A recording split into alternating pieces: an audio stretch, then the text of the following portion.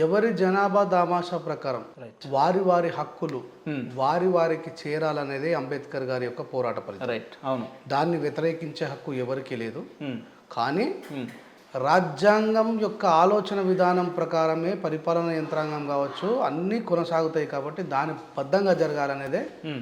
మా కోరిక. స్వతంత్రం వచ్చి ఎన్ని ఏళ్ళైందన్నా నాకు తెలియక అడుగుతా. 60 సంవత్సరాల నుంచి 70 దాటింది. 60 నుంచి 70 ఏళ్ళు. ఈ 70 ఏళ్లలో ఎస్సీలలో ఎన్ని ఉపకులాలు మొత్తం మీదైతే ఇప్పుడు 59 కులాలు, ఉన్నాయి? దాంట్లో ఉపకులాలుగా 57 చెప్పబడుతుంది. మాలల జనాభా ఎంత అన్న? మాలలది మాదిగల అప్రాక్సిమేట్లీ అప్రాక్సిమేట్లీ 6-7 శాతం ఎక్కువ తక్కువతో ఉందనే విషయము మనకు సెన్సెస్ చెప్తా ఉన్నది. 2011 సెన్సెస్ కావచ్చు, 1971 కావచ్చు. అంటే రాజ్యాంగ హక్కులు అందరికీ కల్పించాలని అంటే మరి మాలల్లో కూడా 57-59 ఉపకులాలు ఉన్నాయని మాదిగలలో ఎస్సీలలో మీరు చెప్పారు కదా. ఎస్సీలలో అంటే వీళ్ళందరికీ వాళ్ళ జనాభా దామాషా ప్రకారం అన్ని హక్కులు అందుతున్నాయంటారా? అంటే మీ ఉద్దేశం అంటే కులం ప్రకారం హక్కులు అందుతాయా? ఎబిలిటీ ఉంటే హక్కులు అందుతాయి. Hmm. కులాన్ని చూసి రిజర్వేషన్ ఇవ్వలేదు. ఓకే నువ్వు ఇప్పుడు నిజంగానే 57 కులాలలో ఉపకులాలు సంచార జీవులు, వాళ్ళకు ఒక అడ్రస్ అనేది లేకుండా తిరుగుతూ ఉన్నారు కాబట్టి వాళ్ళకి తీసుకుపోయి టీచర్ జాబ్ ఇస్తామా? ఓకే బాబాసాహెబ్ అంబేద్కర్ గారి రిజర్వేషన్ యొక్క ఫలితం ఏంటంటే ఏ హక్కులకైతే ఈ సమాజం దూరమైందో, ఏ రాజ్యాంగానికంటే ముందు విద్య, ఉపాధి, అవకాశాలు, సామాజిక న్యాయం, సమన్యాయంతో పాటు వాళ్ళని మనుషులుగా గుర్తించాలనే ఆలోచనతో ఆర్టికల్ 341 ఏర్పాటు చేశాను. ఆర్టికల్ 341 ఇండికేషన్ చేసేది ఏమిటంటే దేన్ని సూచిస్తుంది? మా వాళ్ళలో చాలామంది ఏమనుకుంటారంటే ఉద్యోగాలు అంతే, ఉద్యోగాలు మనం కూడా ఒక 4 మెట్లు పైకి ఎక్కచ్చు అనే ఆలోచనలో ఉంటారు. కానీ అవును ఆర్టికల్ 341 సమానత్వాన్ని నిలపడం కోసమే అది ఉన్నది.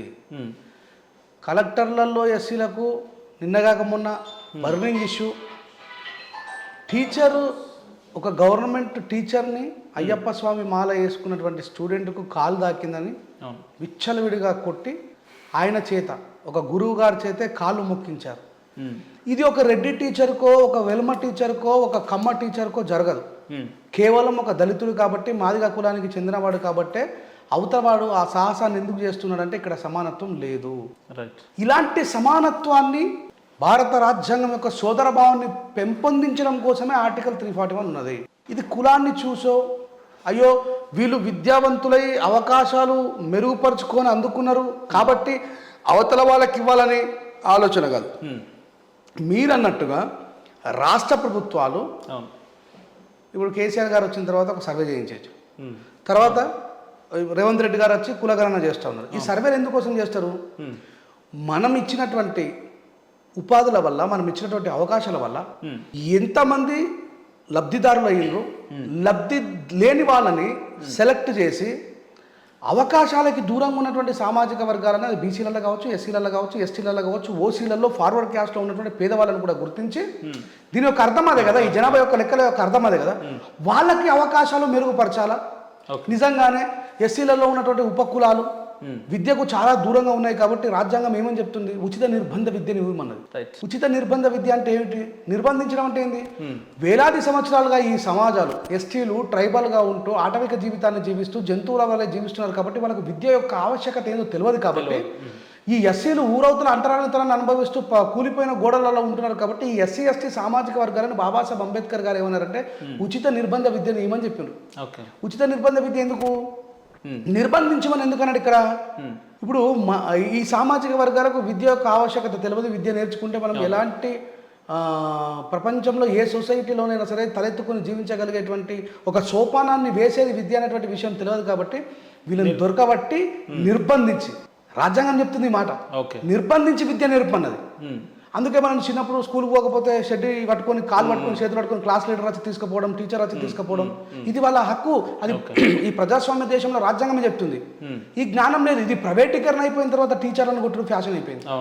గవర్నమెంట్ స్కూల్లో ఉన్నప్పుడు ఒక ఒక సార్ మీద చేయి లేపడం అనేది ఒక పెద్ద రకమైన నేరం. అది is not a employ like others. గురువు అంటే ఒక జనరేషన్ ని తయారు చేసే వ్యక్తి. ఆయన ఒక మొరాలిటీ ఉన్నది.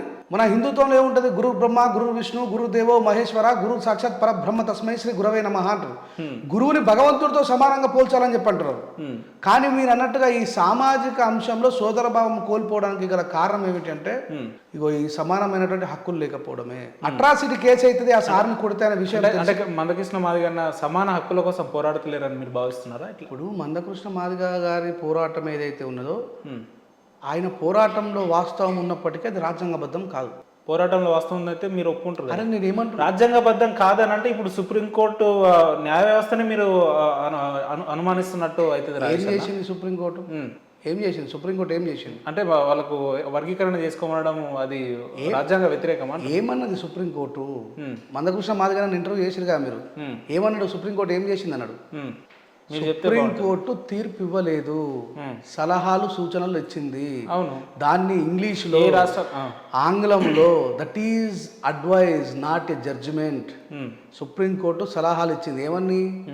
ఒకవేళ అవసరమైతే మీరు సెన్సెస్ చేసుకొని జనాభా దామాష ప్రకారం చేసుకునే అవకాశం ఉన్నది. ఒక మనిషి ఒకటేసారి రిజర్వేషన్ ఉపయోగించుకోవాలా? క్రిమిలేయర్ పెట్టింది. ఈ రిజర్వేషన్ తొందరగానే తొలగిద్దాం, దీనికి ఒక టైం బాండింగ్ కావాలని చెప్పింది. ఇదంతా ఎవరు చెప్తున్నారు? సుప్రీంకోర్టు ఏంటి మరి? సుప్రీంకోర్టు అన్ని చెప్పిన తర్వాత మనకు పార్లమెంట్ ఎందుకు, మనం ఎంపీలు ఎన్నుకోవడం ఎందుకు, మనకు అసెంబ్లీలు ఎందుకు? సుప్రీంకోర్టు అనేది కూడా రాజ్యాంగానికి కట్టుబడే పనిచేస్తుంది. మీ సిగ్నేచర్ ఛానల్ ద్వారా అయినా సరే ఒక సత్యం తెలవాలనే విషయాన్ని నేను చెప్తా ఉన్నా. చంద్రచూడ్ గారు స్టేట్స్కి అడ్వైజ్ ఇస్తారు. ఎప్పుడు అడ్వైజ్ ఇస్తారు? ఆగస్టు 1వ తారీఖు నాడు అడ్వైజ్ ఇస్తారు. నవంబర్ 10వ తారీఖు నాడు ఆయన పదవి కాలం అయిపోతుంది.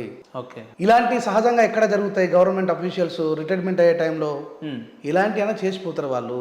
Is not responsible for this now.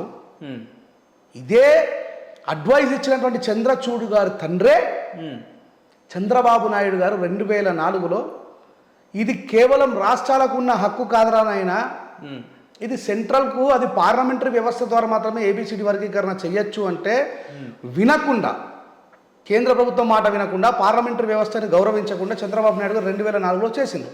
2006లో ఎవరు కొట్టేసిండ్రు? ఈ అడ్వైజ్ ఇచ్చిన చంద్రచూడ్ గారి తండ్రే, ఫాదర్ ఆఫ్ చంద్రచూడే ఇది పార్లమెంటరీ వ్యవస్థలో జరగాల్సింది, ఇది స్టేట్కి ఈ హక్కు లేదని చంద్రబాబు నాయుడు గారికి ముఖ్యమంత్రిగా ఉన్నప్పుడు ఫైన్ వేసి మరి కొట్టేసింది.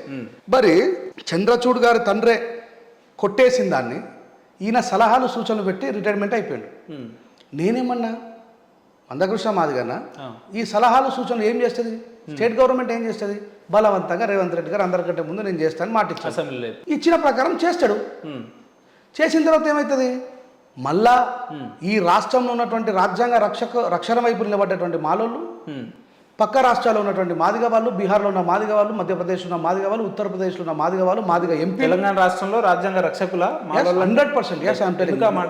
100%. మరి బీజేపీ యొక్క మాదిగలు రాజ్యాంగ రక్షకులు కాదు, ధ్వంసకులు అన్న పెద్ద స్టేట్మెంట్. అవును, మళ్ళీ చెప్తున్నా, ఎంఆర్పిఎస్ కు మద్దతు ఇస్తున్న వాళ్ళందరూ కూడా రాజ్యాంగ ధ్వంసం కోసం పాల్పడుతున్నారు అనే దాన్ని క్లియర్ గా చెప్తా ఉన్నా. మళ్ళీ చెప్తున్నా, మాట మీద నేను కట్టుబడున్నా. ఎందుకంటే క్లియర్ గా నాకు ఎంఆర్పిఎస్ మీద కానీ మాదిగ లీడర్ల మీద ఎలాంటి ద్వేషం, కోపం లేదు. కానీ ఈ దేశంలో బీజేపీ ఎజెండా ఏంటి? 1920లో వాళ్ళు ప్రామిస్ చేస్తారు, భారత రాజ్యాంగం తీసేసి మనుస్మృతి తీసుకొచ్చి పెట్టాలనేది బీజేపీ వాళ్ళ ఎజెండా. బీజేపీ వాళ్ళు క్లియర్ గా ఎర్రకోట మీద త్రివర్ణ పతాకం ఉండొద్దు, కాషాయ జెండా మాత్రమే ఎగరవేయాలనేటువంటి ఒక ఎజెండా, ఒక మోటోతోని లక్షలాది మంది త్యాగాలు చేసి కష్టపడి బీజేపీ ఎలా విజన్ 2020 ప్రకారం 2020లో ప్రభుత్వంలోకి వచ్చింది. అంటే మందకృష్ణ అన్న మీరు బీజేపీ మద్దతు ఇస్తారని భావిస్తారా? అరే మద్దతు ఇవ్వడం ఏం చూపింది నాకు అర్థం కాదు. కర్ణాటకలో ఎవరికి సపోర్ట్ చేసిండు, తెలంగాణలో ఎవరికి సపోర్ట్ చేసిండు? ఆయన ఓపెన్ డైరెక్ట్ బీజేపీకి గతంలో ఇదే మందకృష్ణ గారు కాంగ్రెస్ వైపు నిలబడ్డ సందర్భాలు కూడా కొన్ని ఉన్నాయి కదా, మరి వారికి ఏం చెప్తారు? ఏమంటున్నా, ఆయన కాంగ్రెస్ వైపు నిలబడ్డా, దేని వైపు నిలబడ్డా, ఇన్ని సంవత్సరాల 30 సంవత్సరాలు వచ్చేది. నేను వచ్చింది 17 సంవత్సరాలకు వచ్చిన. 17 సంవత్సరాల నుంచి నేను చూసినటువంటి మందకృష్ణ ఈ మందకృష్ణ కాదు. ఆయన 17 సంవత్సరాలలో ఏం వ్యత్యాసంగా అనిపించింది? అరే 100%. ఇప్పుడు బీజేపీ ఏజెంట్ అయినా మందకృష్ణ మాదిగన్నా, బీజేపీ ఏజెంట్ గా మారి ఎట్లా చెప్తారు మీరు? బీజేపీ ఇప్పుడు డైరెక్ట్ ప్రధానమంత్రి గారే వచ్చి మందకృష్ణ నువ్వు బాధపడకు, ఏడవకు, నీ ఏబిసిడి వర్గీకరణ నేను చేస్తానన్నాడు. అన్నాడా లేదా? మందకృష్ణ ఏబిసిడి వర్గీకరణ కోసమే కర్ణాటకకు వెళ్ళి బీజేపీకి ఓట్లేయమని చెప్పిండు, తెలంగాణలో బీజేపీకి ఓట్లేయమని చెప్పిండు, ఆంధ్రాలో బీజేపీకి ఓట్లేయమని చెప్పిండు. బీజేపీ ప్రభుత్వం పడిపోకుండా నిలబడడానికి ఈయన కూడా వన్ ఆఫ్ ది కారణమైండు. అయితే ఏజెంట్ అయిపోతాడు. 100%